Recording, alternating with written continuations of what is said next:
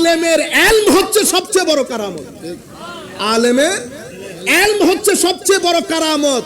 যদি সেই ইলমের সাথে আমল থাকে, আমলের সাথে ইখলাস থাকে, ইখলাসের মাধ্যমে নূর আসে, সবকিছু মিলিয়ে আলেম যখন আলেমের রব্বানি হয়, তো ওইটাই উনার জন্য সবচেয়ে বড় কারামত।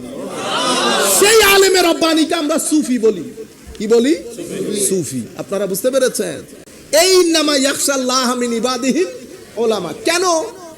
আমি আপনাদেরকে এমন জানা একটা ভীতি, এটাকে জান বলে। জানের মধ্যে 80% আপনার সার্টেইনটি থাকে, নিশ্চয়তা থাকে, সন্দেহ থাকে 20%।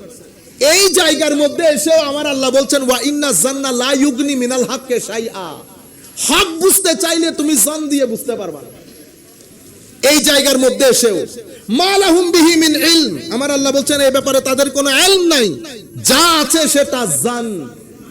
আমাদের এখানে আমরা মানুষকে কনফিউজ কেন করি? কারণ আমি জনের স্টেশন থেকে যখন কথা বলি, হাকিকত আমার জানা থাকে না। হাকিকত আমার এখন জনের সাথে যখন নফস যুক্ত হয়, জনের সাথে যখন নফস যুক্ত হয়, তখন তো এটা একটা যুদ্ধক্ষেত্র তৈরি হয়ে যায়।